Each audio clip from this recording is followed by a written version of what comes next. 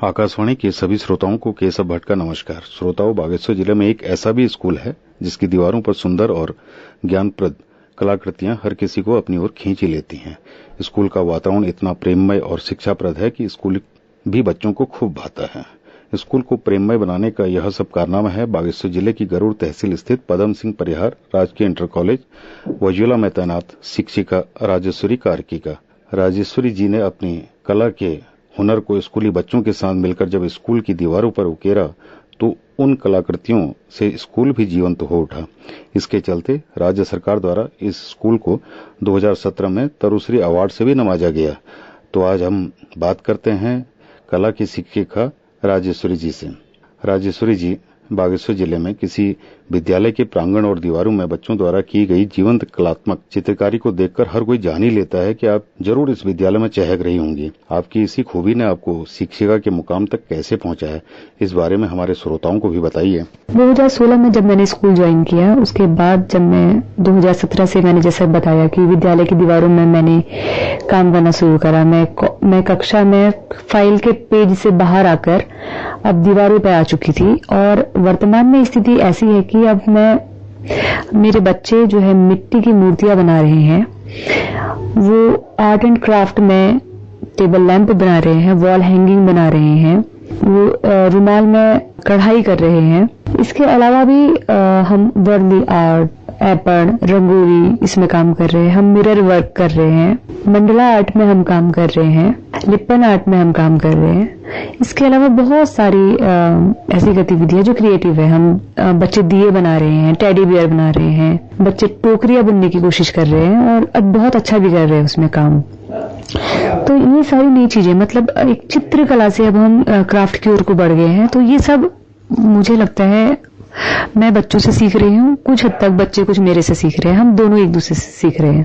तो जो ये प्रश्न आता है कि मैं अपने विचारों को कोशिश करती हूँ कि कैनवास में कैसे उकेरूं और इसे कैसे उकेर दूं, तो इसकी प्रेरणा मुझे सबसे पहले तो मेरे परिवार से ही मिली है कि मैंने एज ए टीचर सिर्फ स्कूल जाकर अपने विषय को पढ़ाकर घर आने तक सीमित नहीं हूं मैं। अगर इसमें मुझे समय मिल रहा है कि मैं अपने जो भी मेरे प्रोग्राम्स है, जो भी मेरे मतलब प्लानिंग है, मैं इनको कैसे मैं सेट कर रही हूँ, मैं उसमें कैसे उसमें काम करूँ, तो मुझे मेरी फैमिली के द्वारा, मेरे हस्बैंड के द्वारा पूरा सपोर्ट किया जाता है। मेरे विद्यालय परिवार के द्वारा भी मुझे सपोर्ट किया जाता है। जैसे कि मैंने बताया कि स्कूल में हम लोग पेपर से बाहर आके, दीवारों से बाहर आकर अब हम मूर्त रूप में काम कर रहे हैं। हम मूर्तियां बना रहे हैं, हम क्राफ्ट बना रहे हैं, हम अलग अलग एक्टिविटीज करा रहे हैं। इवन हमने स्कूल में भी हाल ही में फोटोग्राफी कंपटीशन करवाया था, जिसमें बच्चों ने इसमें बढ़ चढ़कर भाग लिया था। जूनियर स्तर पे और सीनियर लेवल पे हमने इसमें कंपटीशन कराया और जब वो फोटोज हमने देखी तो हमें कहीं से भी ऐसा लगा ही नहीं कि ये जो छोटे छोटे बच्चे हमारे क्लास में बैठे हैं, इन बच्चों के द्वारा खींची हुई फोटोज है।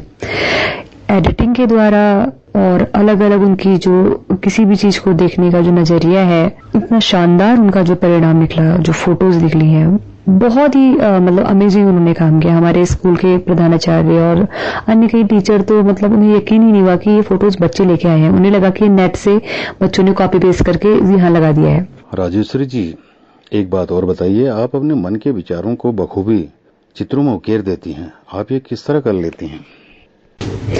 आपकी शब्द मेरे मन में नवीर ऊर्जा का संचार कर देते हैं।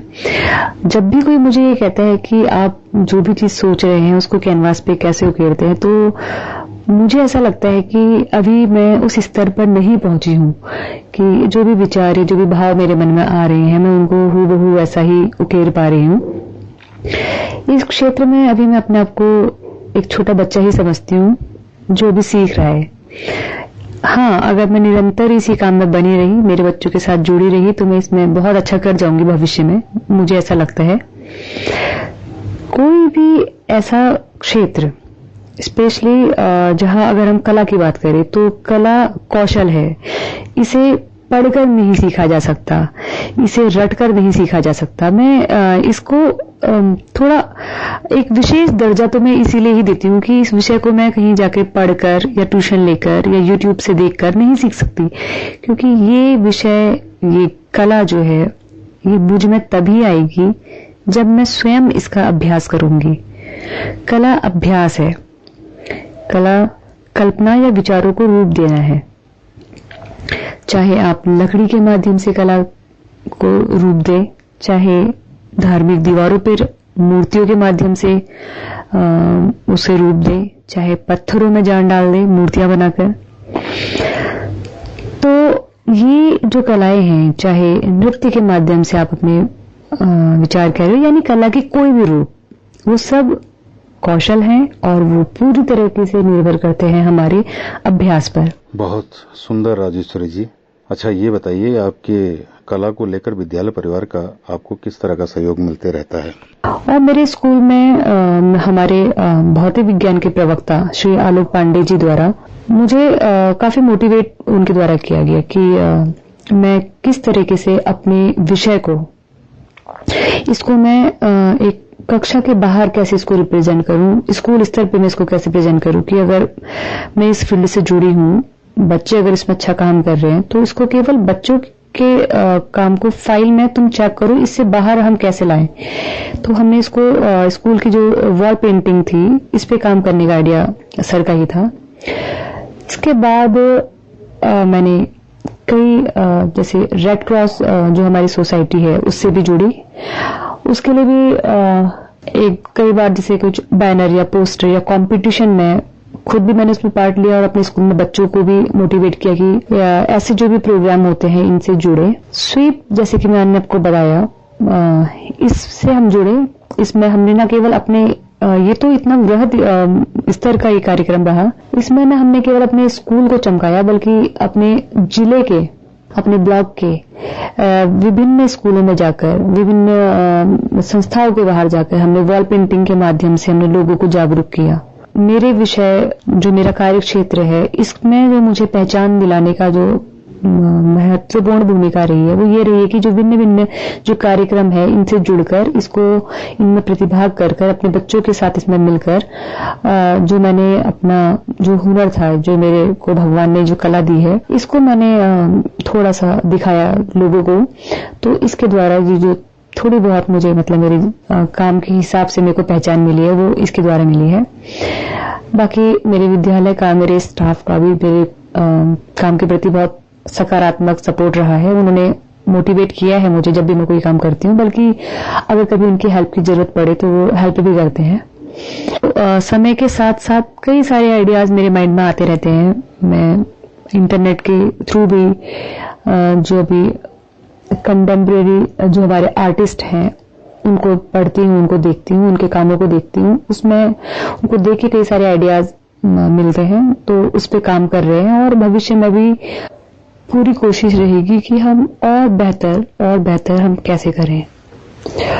साथ ही केशव जी, जब मुझे एक ऐसा जानदार मंच मिल रखा है जो देश की आवाज है जिसे लोग सुनते हैं, मैं अपनी बात आपके मंच के माध्यम से रखना चाहूंगी कि थोड़ी बहुत आवश्यकता हमको अपनी शिक्षा नीति में बदलाव लाने की भी है, क्योंकि हमारी शिक्षा नीति में कला को उतना महत्वपूर्ण स्थान नहीं मिल रहा है जितना कि उसे मिलना चाहिए। बच्चे अपने भीतर छुपे हुए टैलेंट को कई बार सिर्फ इसलिए भी आगे नहीं आने देते हैं, न केवल बच्चे बल्कि उनके पेरेंट्स भी, क्योंकि उन्हें कई बार ऐसा भी फील होता है कि आज का जो समय है वो गणित का, विज्ञान का, अंग्रेजी का, अलग अलग देशों की भाषाओं का इनका है, कलाएं कहीं बिछड़ सी गई हैं।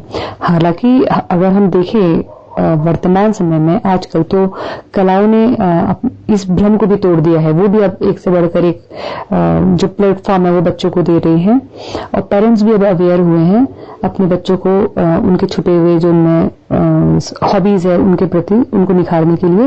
लेकिन थोड़ी सी आवश्यकता हमारे एजुकेशन सिस्टम में सुधार करने की भी है, ताकि इन हॉबीज के साथ बच्चा अपने जो पढ़ाई को आगे बढ़ाए। तो एक अच्छा, तो हमें भविष्य तो हम तैयार करेंगे ही करेंगे, जो एक अच्छे देश को का निर्माण करने के लिए भी बहुत महत्वपूर्ण है।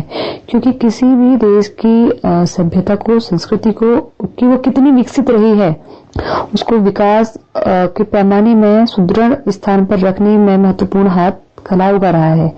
तो यदि हम इन कलाओं को अनदेखा करेंगे तो भले ही हम मशीनीकरण के इस दौर में, कितने भी भागा दौड़ी वाले जीवन में हम भागते रहे, हम एक संस्कृति और सभ्यता को नहीं बचा पाएंगे। तो हमारे संस्कृति को, सभ्यता को बचाने के लिए, हमारे देश को और बेहतर तरीके से हम आगे बढ़ाएं, इसमें कलाओं का महत्वपूर्ण योगदान है। क्योंकि अगर एक अच्छा विद्यार्थी भी तभी हम सामने लाएंगे जो कल्पनाशील होगा, जो सृजनशील होगा, और इस कल्पनाशील और सृजनशीलता को जो पैदा करती है वो कला है। और अपनी बात को समाप्त करते हुए मैं एक बार पुनः आपका धन्यवाद देना चाहूंगी और आकाशवाणी का भी धन्यवाद देना चाहूंगी। बहुत खूब राजेश्वरी जी, अध्यापन के क्षेत्र के साथ साथ समाज के लिए बहुत कुछ कर गुजरने की चाहत में कला के क्षेत्र में आपने एक नई मिसाल पेश की है। हमारी दुआ है कि आपकी कला की यह लौ यूं ही जलते रहे। तो श्रोताओं, अभी केशव भट्ट को इजाजत दीजिए। मिलते हैं फिर नए अंक में। आप सभी को मेरा नमस्कार।